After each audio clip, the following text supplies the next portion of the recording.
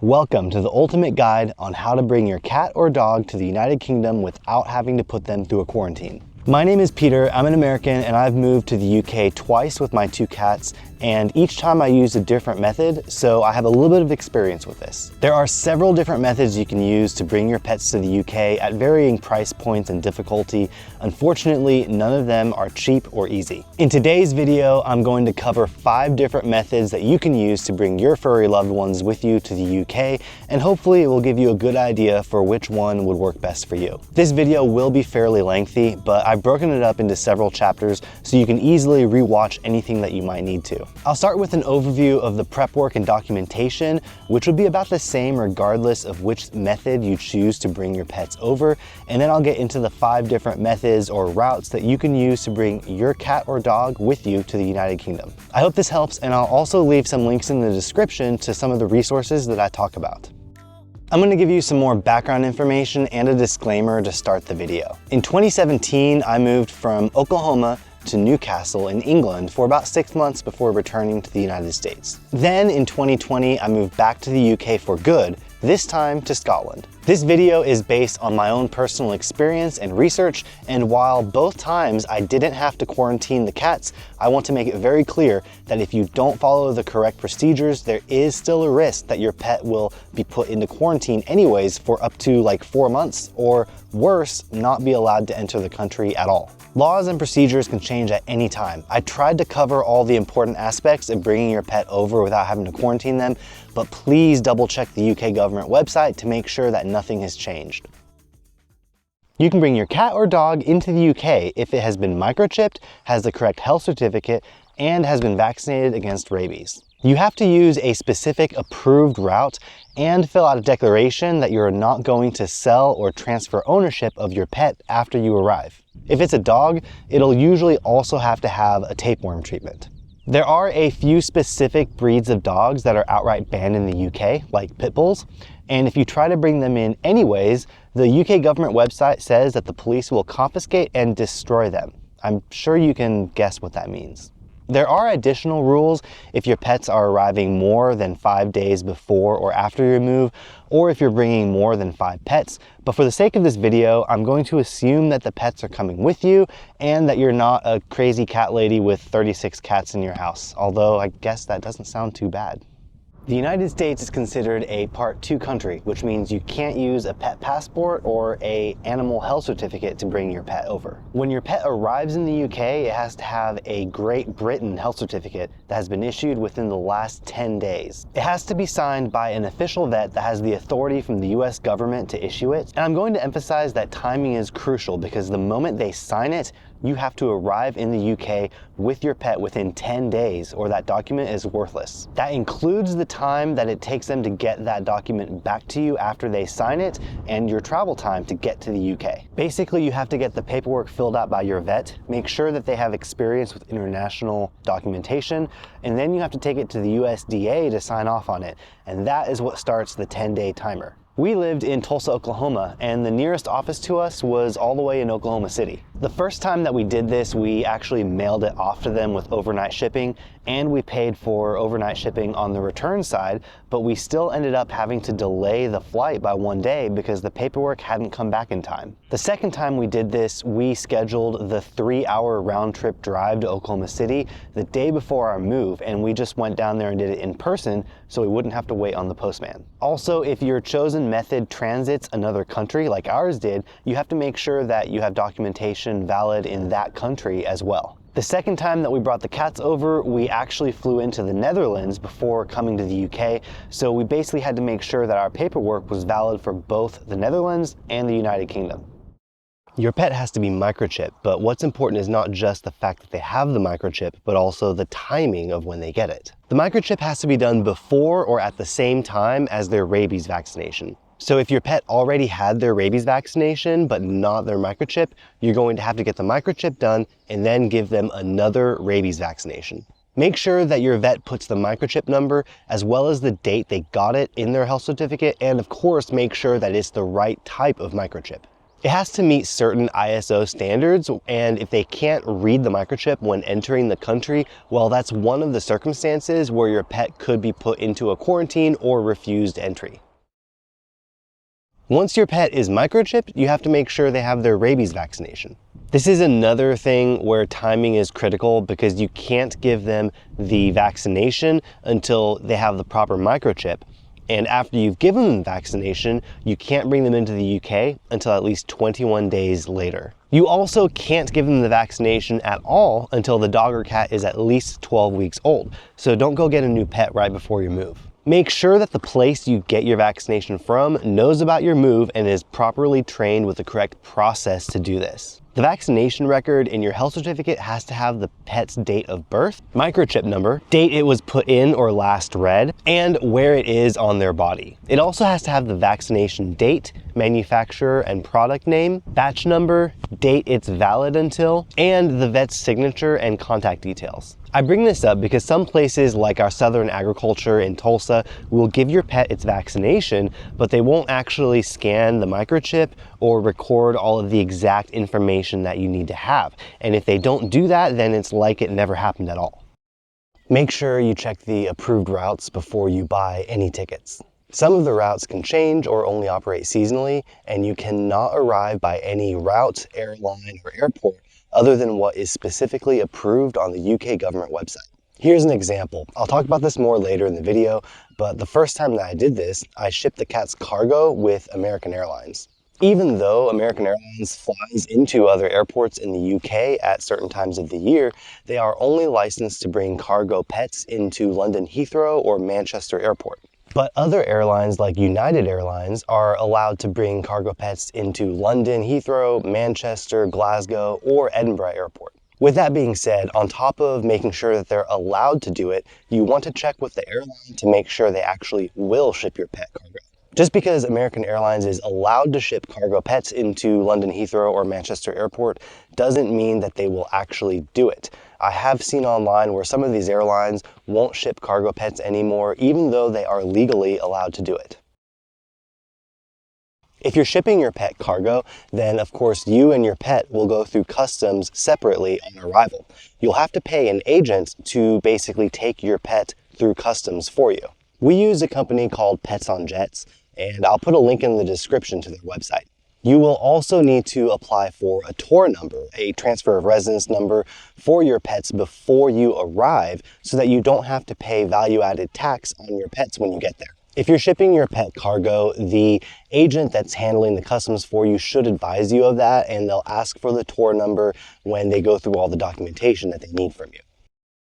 Obviously, you aren't going to just be bringing your pet by itself. What you need to get depends on the method you're using to bring your pet over. If you're shipping them cargo, you'll need a large hard kennel to go in the plane, and if you're bringing them in the cabin with you, you'll need a small soft carrier that will fit under the seat in front of you. When we shipped the cat's cargo, we provided American Airlines with a small bag of food and some water so that they could give it to the cats on the layover, etc.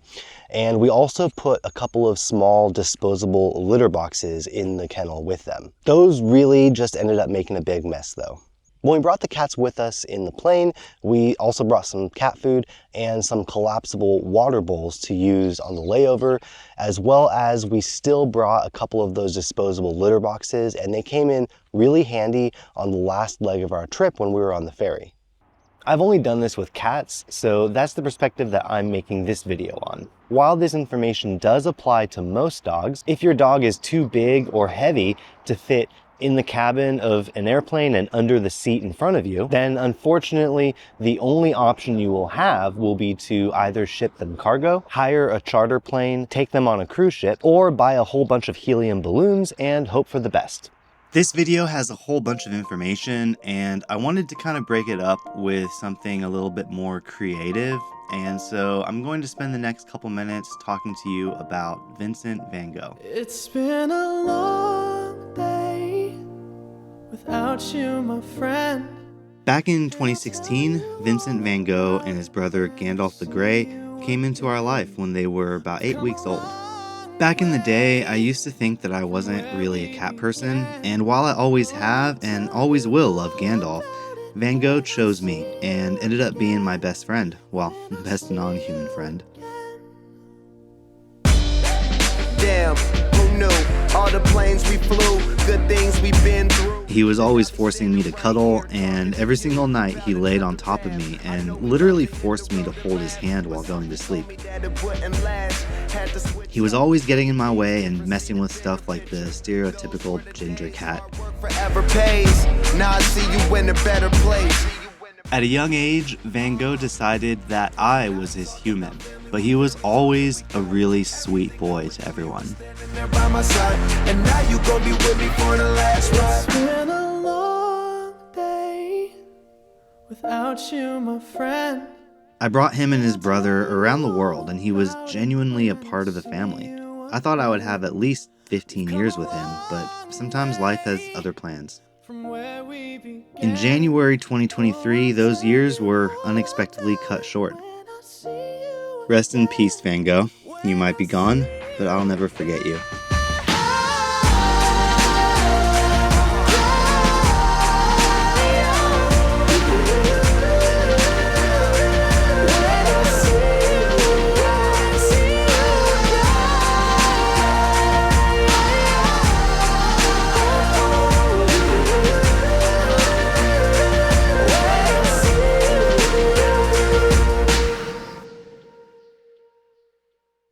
Are you a pimp with unlimited funds and a desire to emit Taylor Swift levels of carbon emissions just to avoid breathing the same air as all the poor people? This method might be right up your runway. If you look at the UK government website, they have a list of all of the approved charter companies that you can use to fly you and your pets over here to the UK without having to listen to random screaming babies or lose all sense of feeling in your rear by being jammed in the back row of a 777. I'm not going to go into this option any further because if you can afford a charter plane to fly you and your pet over here, you've probably hired a company to handle all the aspects of this move for you, and you're not going to be watching some random YouTube video by an American guy with questionable fashion choices.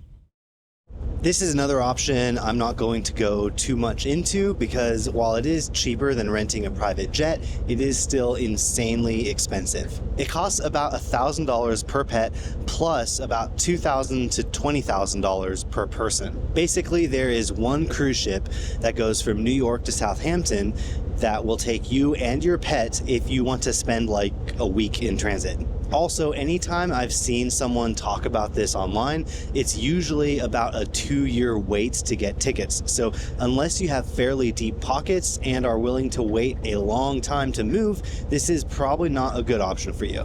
With that being said, if you are for some reason interested in using this route, I'll leave a link in the description below. Back in 2017, we moved from Oklahoma to Newcastle in Northeast England, but due to a couple of unforeseen events, we only actually lived there for about 6 months before we moved back to the United States. At the time, the circumstances of the move meant that I had to come over by myself a couple of weeks or about a month or so before my wife came over with the cats. Now, if you have a cabin pet, you can only have one pet per person. So if you have 2 cats to bring over with one person, then the only option really is to ship them via cargo. On top of that, she was also flying directly into the UK, into Manchester Airport. And since the UK government doesn't allow any airline to fly into the UK with a cabin pet, it also meant that shipping the cat's cargo was the only viable option. At the time, I worked for an airline, and so I got a little bit of a discount on shipping the cat's cargo, but if I had to do it again, which I did, I don't care how much money I have to spend, I will never put my cats in the belly of a plane ever again. With that being said, I know that for some people this is really the only option, so I'll still cover that here for you today. Shipping your pets via cargo adds several restraints to the trip, specifically your timeline and the weather. When your pet is in the actual plane, it's fully pressurized and climate controlled, so they're safe, but when they're loading and in any layovers, they are outside. So the ambient temperature outside is a huge factor that you have to consider when you're planning your move. Basically, if the ambient temperature is forecasted to be above 84 degrees or below 45 degrees Fahrenheit at any point during your departure, any layover airport, or at the arrival airport, they can't fly at all. She started in Tulsa, Oklahoma, had a layover in Chicago, and then landed in Manchester here in the UK. It was the middle of August, and Chicago and Manchester were okay, but being in Tulsa, she had to leave on the first flight of the day, and even then it was only, I think it was only like 2 or 3 degrees off from being too hot to be able to fly with the cats. Another option to consider is if you have any layovers, how long that layover is. Some airports have what they call like a pet hotel, to where they'll take care of your pet on the layover, or you can go collect them yourself and watch out for them until they have to be checked in for the next flight, which is what we did. If you're shipping your pet's cargo, another thing you will have to do is hire an agent to handle the cats on arrival in the UK. They will basically collect your pet and take it through customs for you, and then take it to a holding facility where you can go get your pet after you arrive and go through customs. We use a company called Pets on Jets, and I'll leave a link in the description for you. The biggest reason why I recommend you only ship your pet's cargo as a last resort isn't the cost or logistics, but it's the mental and physical health of your pet. All pets will handle this kind of a trip differently, but I had no idea how bad it would be for our cats specifically. VanGogh just kind of pooped all over the place and cowered in it in the corner, and Gandalf literally declawed himself trying to get out of the cage. Long term, he's fine, but when we picked up in Manchester, there was blood all over the inside of his cage, and his claws were pretty much gone. I knew going into it that they wouldn't enjoy the trip, but I feel so bad about putting them through that, I'll never do it again. It's the reason why when we moved back to the US a couple months later, we specifically flew through Germany so we could bring the cats with us in the cabin of the plane. And then when we moved back to Scotland a couple years later, we did the Amsterdam route so that we could take the cats with us in the cabin and not have to put them through the horrors of being shipped cargo again. That brings me to the final and, in my opinion, best way to bring your pets to the UK, which is bringing them as cabin pets on an airline.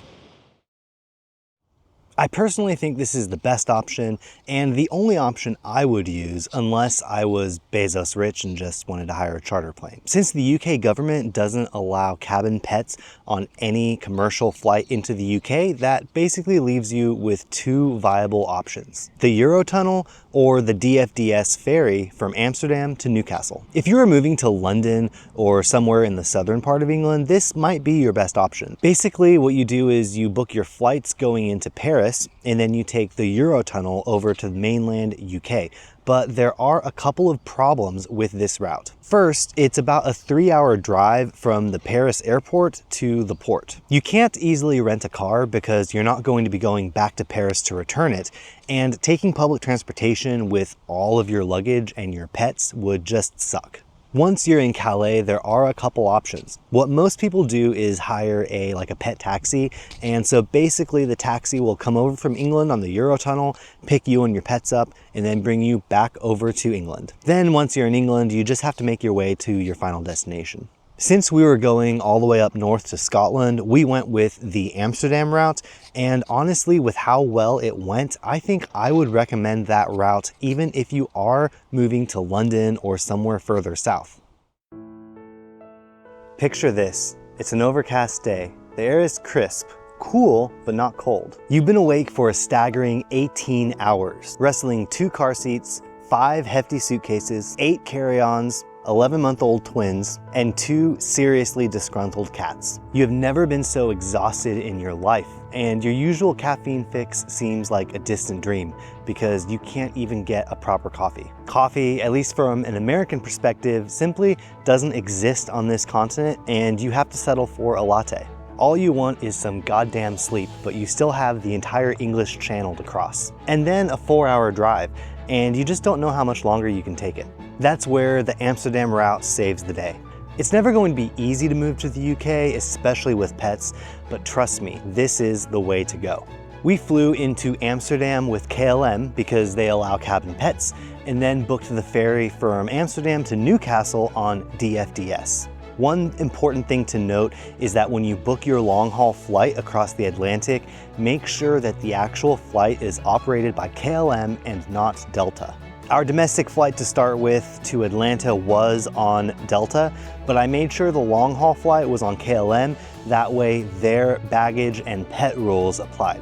Once we cleared customs in Amsterdam, it was only a 25-minute taxi ride to the ferry. They even had people there to help us check in and bring our mountain of luggage onto the ship. The beauty of this route is that it splits up your trip and makes it a little bit more manageable. No matter how you move, it's going to be exhausting. And a 16-hour ferry from Amsterdam to Newcastle sounds daunting, but actually it was the best part of the trip. With the pet-friendly ocean view cabins, you have your own room to lay down, rest, get some sleep, and more importantly, a shower halfway through your trip. Sure, it might not be 5-star accommodation, but it does make it a hell of a lot easier for the final part of your journey when you break it up with the ferry ride. And your pet, as well as your children if you have them, will love the opportunity to stop and stretch their legs a little bit.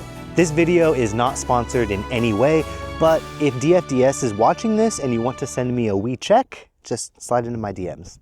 The ferry docks in North Shields, just outside of Newcastle, and for me it was kind of like life coming full circle, because that terminal is less than a mile away from where we lived back in 2017. At this point, once you clear customs, you are good to go to wherever your final place is, where you'll be calling home here in the UK. For us, it was a quick taxi ride to the airport to pick up a one-way car rental, and then about a 4-hour drive up to Glasgow.